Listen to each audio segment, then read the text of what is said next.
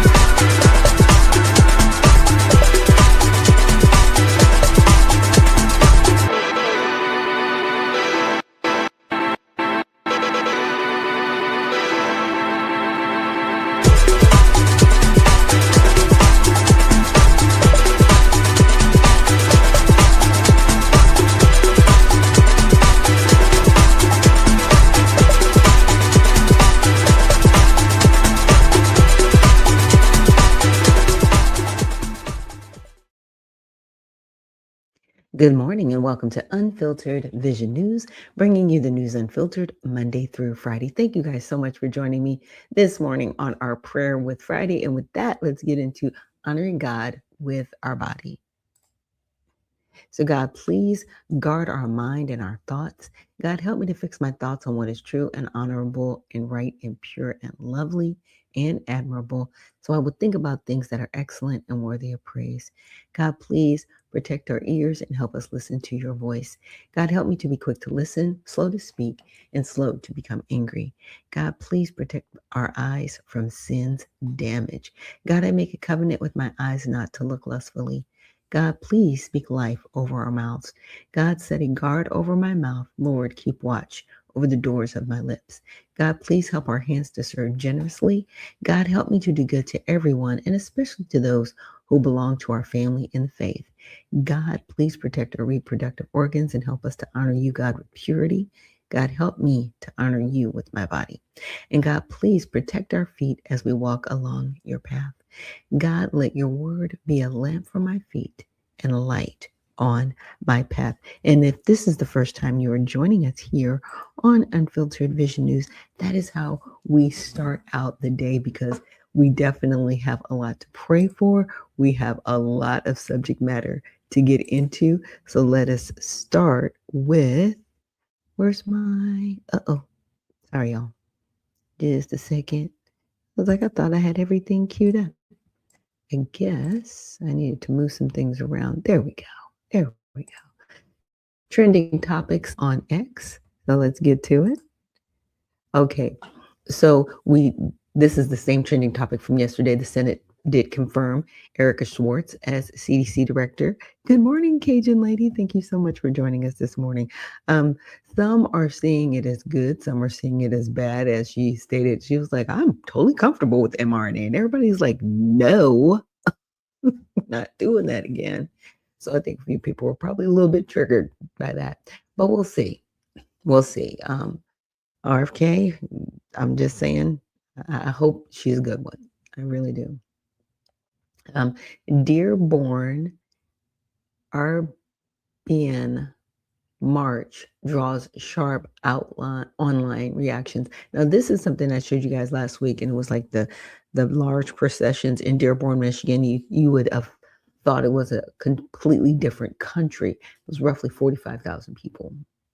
Yeah, I don't think they were all caught on in that drone footage But the thousands of people that you did see marching, they did not look like they were here from America. There were no American flags. This was all about, I guess, their heritage and what they have been, celebrating on American soil. I don't know. How would that go in another country? Could we just, do random marches for Martin Luther King and protesting stuff over there as we did? Oh, no, we can't do that because they don't have freedom of speech over there. That's right. That's right. So Scott Pressler's team uncovers non-citizen matches on Pennsylvania voter rolls. I'm really not shocked about this, but let's just check out what happened with Scott Pressler really quick. I'm sure there's a video here, and here he is. Hold on one moment. Of Homeland Security, according to the DHS review of state voter rolls and public records, they identified approximately 278,000 non-citizens who are registered to vote in federal elections. Since Democrat states refuse to share their voter files, the real number is actually much higher than that. Yet, even this limited analysis found more than 250,000 foreigners illegally registered to vote. Put together, these disclosures reveal an election system so broken and so vulnerable that no one can possibly defend it. It is not defensible. Hundreds of millions of U.S. voter files are in the hands of foreign governments. Our machines and ballot counting systems are exposed to hacking and manipulation and corruption. China and other countries have been trying to meddle in our elections. Evidence of fraud has been buried. Hundreds of thousands of non-citizens and dead people are listed and active on the voter rolls, and yet we still have elections with no voter ID, no proof of citizenship, and tens of millions of ballots floating aimlessly through the mail. As one example of the insanity, California's recent election for mayor of LA and governor was held on June 2nd, a long time ago, but it was just completed a few days ago on July 10th. Think of that, much more than 1 month. Took a month to count the votes. I wonder what they were doing. This is worse than any third world country. There's no third world country that has elections like we have. In a rare move, NBC and ABC fake news. Yeah, and the reason why, and people may make excuses for California. I'm not making excuses for them, but I'm just going to let you in on a little secret with California. Because people can actually petition, right? Something happened with my vote or this, that, and the other. They give so many days to actually go back and review that information. That's why it takes so long for their voting to be completed, because they're not just saying, okay, here's the tallies, here's the winner. They're literally going through and in real time doing the audits as they're doing the counting. So a lot of states will just do the counting, and then if there are issues after the fact, then they'll go back, right, and do any audits. If somebody petitions for a recount or anything like that, they'll do that after the fact. So it's one of those, I don't want to say it's semantics, but California, you need to do better. You do. And especially for those states that refuse to turn over their voter rolls, I think that is really weird, because that's very telling that you just don't want to do what's right. Because if you were doing what's right, why would you care? Why would you care if anybody audited your records? Everything should be clean, right? You shouldn't care, right? So why are you pushing back so hard? I'm just saying. Just saying. Okay, now let's get into some quick, just some topics on all sides. And now there are the water systems in 12 states targeted in a cyber attack. Now, what a lot of people may not understand is that our water, it does run on it takes electricity to make it work, if that makes any sense. So your water just doesn't automatically just flow to your house. It actually requires electricity with pumps to get it to your house and back to the treatment center and all these ebbs and flows. So for a cyber attack, to go in and actually manipulate what's going on with the software that keeps this management system going. That's very, very crazy and scary.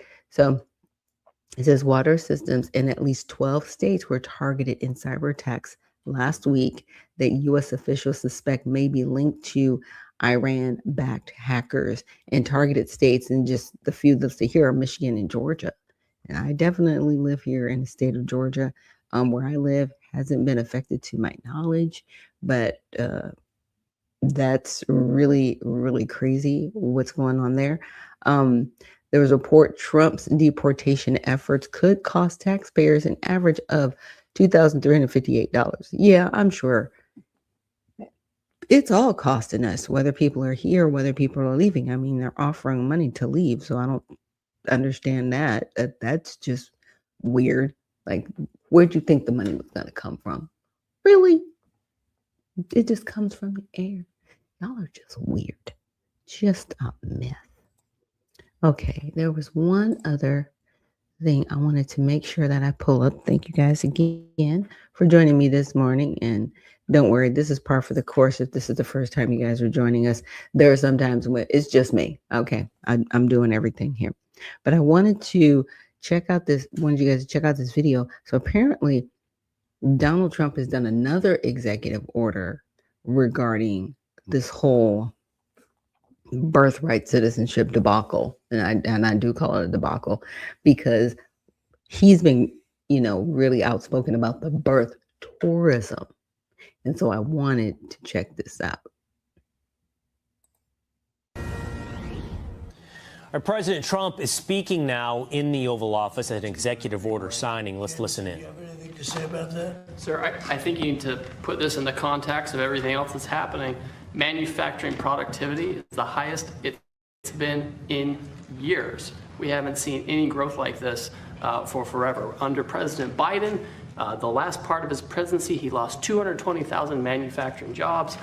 The president has stabilized this. Now the manufacturing jobs are going up. So all of these indicators on the manufacturing are happening, and it's because of tariffs, it's because of trade actions, it's because of the investment credits you've given people, the tax credits, everything you're doing, the energy policy, all of it is bringing manufacturing back here, protecting American workers and American jobs. Well, tariffs are bringing us hundreds of billions of dollars worth of dollars. I mean, just money, the money that we've never seen anything like it, with no inflation.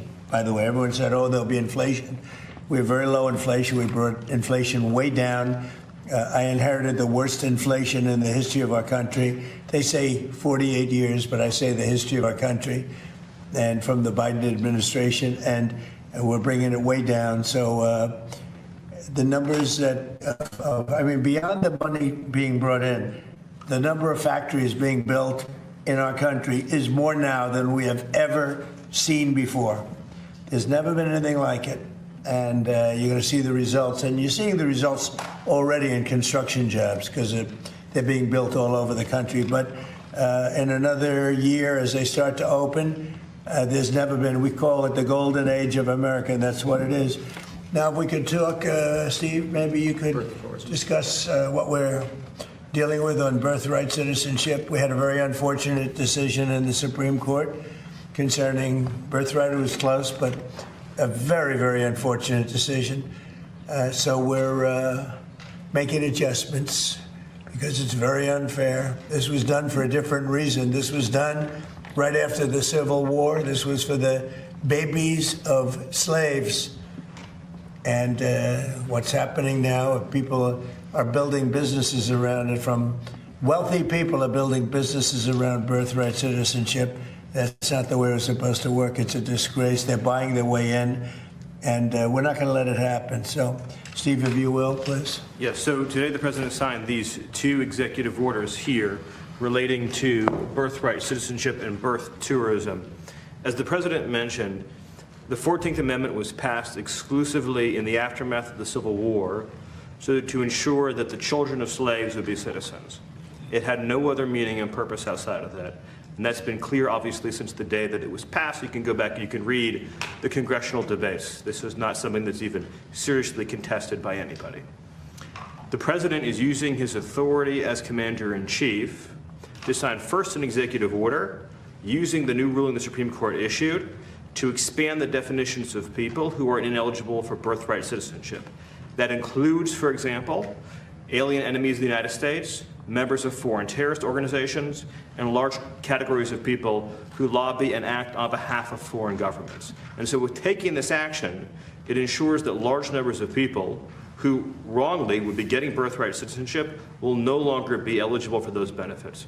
The second action that he's taking, which is especially historic, is for the first time ever in American history to ban birth tourism. So I want you to really let that sink in. This has been something that people have talked about not only for years, but for decades. The idea that people come here pretending to be a tourist, pretending to be a visitor, saying they want to go to Disneyland, they want to go visit a monument or go to a national park, but the real reason they're here is to have a child, to make that child an automatic citizen, leave our country, and then have a U.S. citizen child. It gives them access under this broken system to welfare benefits, ultimately to the voting booth, and all the other rights and privileges that belong solely to Americans. So that practice of birth tourism is, as of the signing of this order, hereby banned. And with that, Okay, now I'm gonna leave the rest. You guys can watch the rest of the video because I only have so much time. Okay, so I looked all of this up because, of course, you guys know I did, because I was like, what? Woke up to it this morning. I was like, oh my. So let's get into it. Okay, so the question I had is, I said, can you please outline the executive order by President Trump to end birth tourism? All right. Now, and I said, also, can you please outline Immigration Section 215? Because that is what they're hanging their hat on. Now, you know there's going to be lawsuits behind this, which I would find fascinating, because people they act like this doesn't exist. What are you talking about? So it's going to be interesting. Anyway, so it says, yes, on August 6th, President Trump signed 2 related executive orders in response to the Supreme Court's June 30th decision, right? Trump versus Barbara. One is specifically titled Ending Birth Tourism. Okay, so it's basically outlining, the order states U.S. citizenship is not a commodity to be obtained by exploiting temporary non-immigrant visas. It criticizes birth tourism operators who have deceptive advertising and coaching to help foreign nationals enter on non-immigrant visas, primarily to give birth on U.S. soil, securing citizenship for the child and potential future benefits. It argues this undermines the integrity of visa categories, diverts enforcement resources, and erodes public confidence in immigration law. My biggest question is this going to be retroactive? Are you going to go all the way back to when people started really doing this? And we do have an approximate date, and we'll get into that in just a second. So the key authority of delegation, the president delegates authority under Section 215A of the Immigration and Nationality Act, which is Title 8 USC Section 1185A, to the Secretary of State and the Secretary of Homeland Security. This allows them to issue or adopt rules, policies, and operational guidance to implement the order, which means he's delegated that to them so they can enforce the law. Basically, they can be like, nope, not today. So there's a process when people apply for their visas. It has to be examined, it has to be vetted, then it has to be approved so they can deny all of this. And it's going to probably have more scrutinizing questions. I would say, I don't want people peeing in a cup. I want you to have to walk through a scan.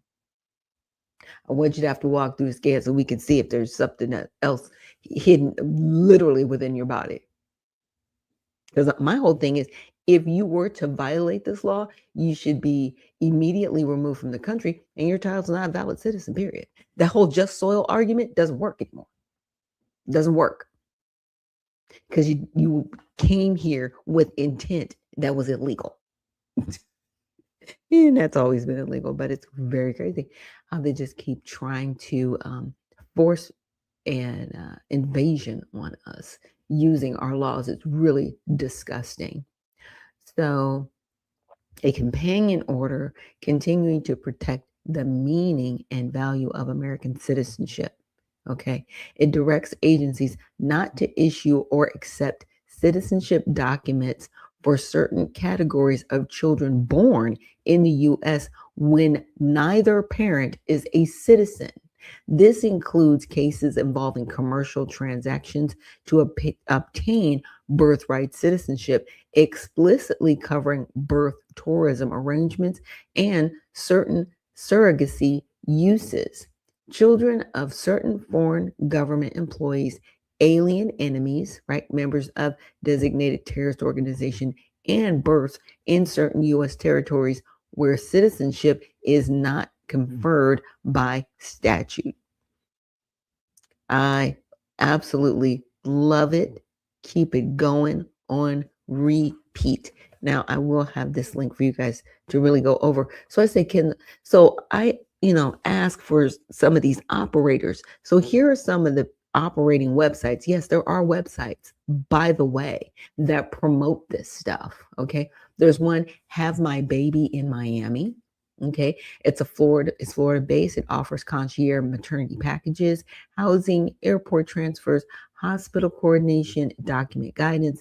It has claimed involvement in large numbers of international births and markets heavily to Brazilian and other Latin American clients.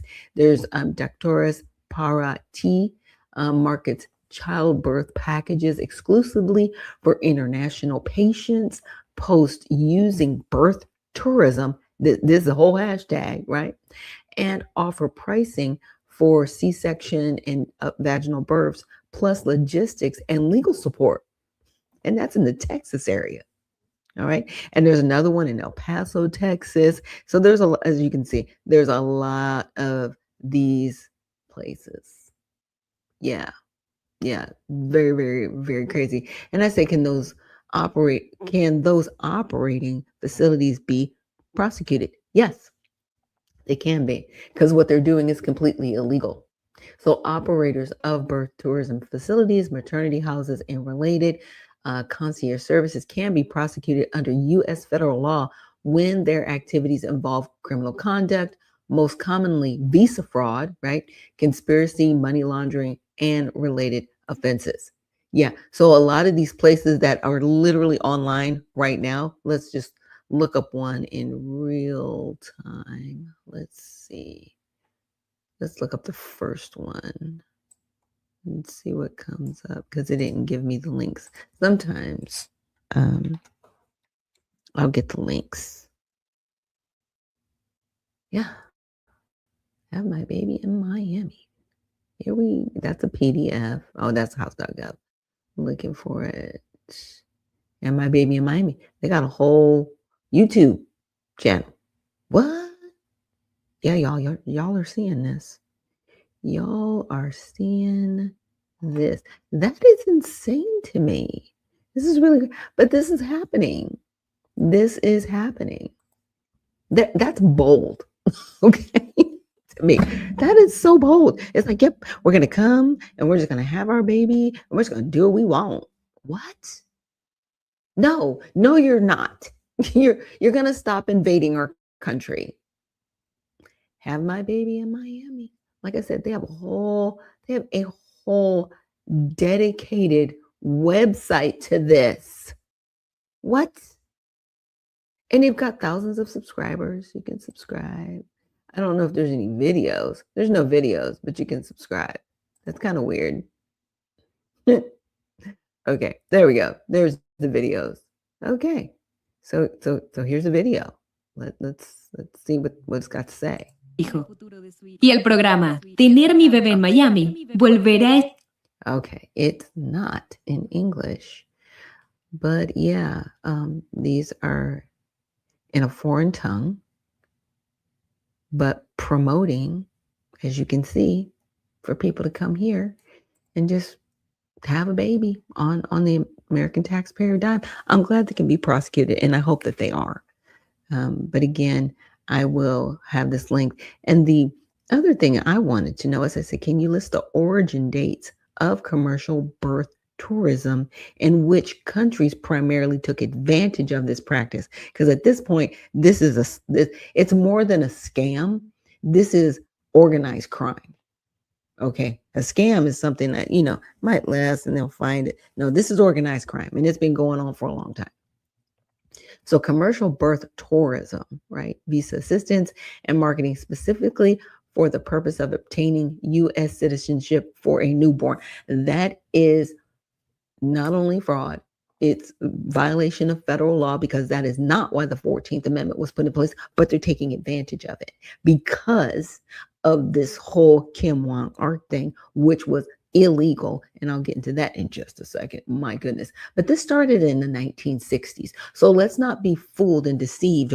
Oh, this was just happening 10 years ago. No, it's been happening since the 60s. Okay, so some California maternity hotel operators have claimed commercialized operations catering to Koreans existed as early as the 1960s with rumors of similar services for Turks on the East Coast. These claims are not extensively documented in official records, but this was approximately the time that it started happening. In the 70s and 90s, it was informal to small scale, right? Practices among ethnic Chinese. Then the late 1990s to the early 2000s was more structured. Late 2000s to early 2010, it was a rise of the commercial industry. That's when they just started getting websites and just putting it out there boldly. You see, they got a YouTube channel on it. Just come over here and handle this, right? So it says here are the primary countries. You've got China, Russia, Brazil, okay? And so these are the countries primarily taking advantage of this. And I know a lot of people go, okay, why are you bringing this up? Because not only is it important, this is scary. And the other part that I wanted to bring up was the 14th Amendment and the debates that happened. And so here's two debates that I wanted to show you guys. So here's the first one. And here's part of the debate. It says, is by virtue natural law and natural law a citizen of the United States? I was just reading that last paragraph. It says, this will not, of course, include persons born in the United States who are foreigners, comma. Do you see the comma? So that means it's isolating who should and should not be citizens here, right? So you got foreigners, comma, aliens, comma, who belong to the families of ambassadors or foreign ministers accredited to the government of the United States, but will include every other class of persons. It settles the great question of citizenship and removes all doubt as to what persons are or are not citizens of the United States. This has long been a great, I'm trying to remember how to pronounce this word, disteritum in the jurisprudence and legislation of this country. So it's not supposed to include persons who are foreigners. And see, what they try to tie it to is they go, foreigners, aliens who belong to families of ambassadors. They are foreigners, comma. You want to say who belong to the families of ambassadors. Well, who's an ambassador? They are not eligible. But foreigners are not eligible. Aliens are not eligible. So it is not a just soil situation. And that's what the Supreme Court said. They said it's just soil. If you land on the soil and you have your kid here, you win. You won the lottery. Huh? That means that this would have been happening on a mass scale back after the Civil War when the 14th Amendment was put in place. But now I wanted to also share with you guys something else that I found. And this is about the Speaker of the House. And I know you guys are going to have a hard time seeing this. I'm going to try to make it bigger because I'm having a hard time reading it too. Let me move over here. Oops, there we go. Sorry. Oh no. Picking up the wrong parts of my screen. There we go. So it's the Speaker of the House. He was Lieutenant Governor and President of the Senate. And this was C-A-Y-C-O-C-K. Aycock? I think that's how it's pronounced. It says the 14th Amendment is unconstitutional. The purported 14th Amendment to the United States is and should be held to the effective, invalid, null, void, and unconstitutional for the following reasons. The joint resolution proposing said amendment was not submitted to or adopted by a constitutional Congress. Article 1, Section 3, and Article 5 of the Constitution. Move this up a little bit. Sorry, guys. Okay. It says the joint resolution was not submitted to the president for his approval, Article 1, Section 7. The proposed 14th Amendment was rejected by more than 1/4 of all of the states then in the Union, and it was never ratified by 3/4 of all the states in the Union, Article 5. The unconstitutional Congress.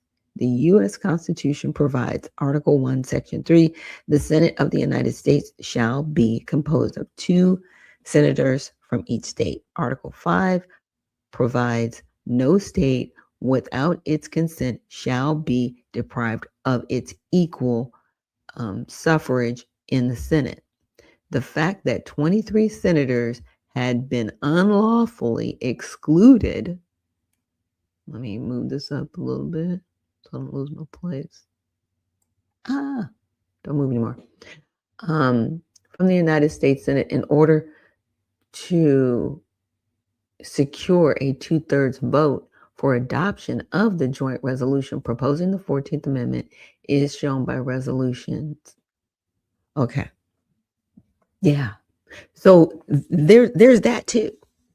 Now, a lot of people, they're probably going to sit here and panic and, oh my gosh, I can't believe it. Yeah, there were some things that happened, but that was that person's opinion in the debate. So is the 14th Amendment unconstitutional? In my opinion, yeah. And I know everybody's sitting there like, what are you talking about? The reason why I say this is because in the Declaration of Independence and in our wonderful Constitution, we do have under the First Amendment where it says all men are created equal. If all men are created equal, why in the world would you need an amendment securing their citizenship in this country? You shouldn't. It's very simple. It's very simple. The emancipated slaves were freed. The reason why we even have the 14th Amendment is because of a case called Dred Scott, where a Black man, he was like, I should be recognized as this country. I'm free, right? And the courts were like, nope, you need legislation. Huh? That's how we got here. And now we have this mess. So the question is, are we going to stand up and clean it up? Or are we going to continue to waddle in the mess? Because the longer we waddle in the mess, it just gets worse and worse.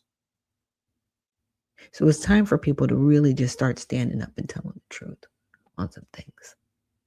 Truthfully.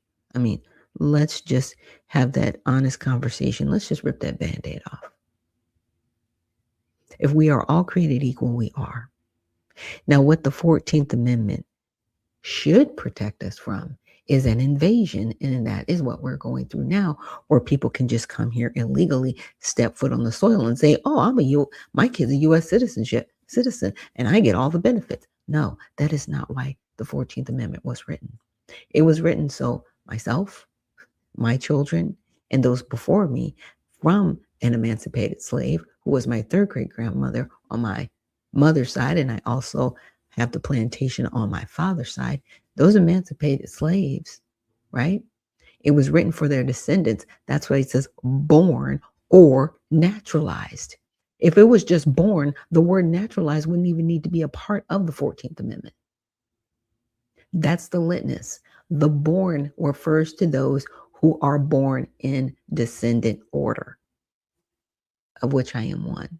Because see, without those words, I'm not a citizen of this country. I was born here on the soil with no rights. So it either is what it is or it isn't. And yes, the Supreme Court in Kim Wong-Art case got it wrong because his parents were of Chinese descent. They couldn't apply for citizenship. They were allowed to be over here illegally. They weren't naturalized citizens because they couldn't get naturalization. So he's born here on the soil. And they're like, well, he falls under the 14th Amendment. No, he doesn't, because he's not a descendant. It doesn't apply to him. And it doesn't apply to anybody else who sets foot on the soil. It doesn't. That is the litmus. That is the line drawn. Now, had his parents been naturalized, he'd be fine. We wouldn't even be here. There wouldn't even need to be a case. But because at that time, Chinese nationals were not allowed to even apply for citizenship. And you ask, well, how was he able to stay in, his parents able to stay in San Francisco? Because they allowed it. They allowed them to stay here. And they protected them and they sheltered them. And it wasn't violation of federal law, in my opinion. They completely violated immigration law. They all should have been deported the minute that this even came into question. And the only reason it came into question is because he left the country, he came back, and people were, messing with him about his citizenship, because it was like, yeah, you're not a citizen here. So he had to fight for it, but he ended up eventually going back to China because he was coming up against constant scrutiny even after the case, because he was never a citizen here. We've got to clean up. It's almost like cleaning up the timeline. Now, if we were to clean up the timeline, we wouldn't have to worry about people thinking they have the right to come here and abuse our laws in this country. We either are a country of laws or we're not. And we really have to get back to being a country of laws. So with that, let's get into our prayer for the weekend. God, thank you so much for this day. We want to just thank you. And we're just so grateful for everything that you're doing for us, God. We know that our country is in just such upheaval, God. And there is the good and the bad, Father. But we're praying as we go into the weekend that you protect those that are traveling. Please protect those that are keeping our borders and keeping us safe in different parts of the world, God. We're definitely praying for those soldiers that are in Iran right now, God. Just please keep them safe and bring them home safely, God. Also, we're definitely praying for this whole, I should say, it's not necessarily an argument, but the debate regarding birthright citizenship, God. And I definitely pray that it gets sorted out and that we get back to really following our laws, being a nation of laws, and upholding those laws and requiring other people to follow the laws. God, we know that there are times when things need to happen so we can see exposure. Because if we don't see it, we won't know what's happening. We really won't know how to deal with anything moving forward. We're praying for healing for those who are hospitalized. I know I have relatives that are in the hospital that are battling with health issues right now. We're praying for their healing.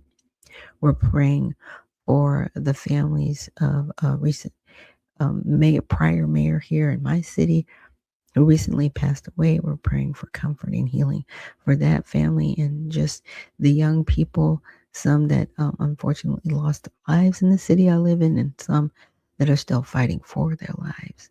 God, we're just praying for all of those individuals. And we also are just thanking you, God, and we're so grateful to be in a country that is free. It's not perfect, God, but we are free here. And I pray that we don't take advantage of that freedom, but with every breath in our body, God, we fight to maintain that freedom and uphold you, God, and just live by the right standards, Father, so that we set a good example for others. Thank you so much for everything you're doing, everything you've done, and everything that you are going to do. And it's in Jesus, Yeshua's name we pray. Amen. So thank you guys so much for joining me here on Unfiltered Vision News for this Prayer with Friday. We will be back on Monday. So again, stay well, stay focused, and stay unfiltered. We'll see you in the next one.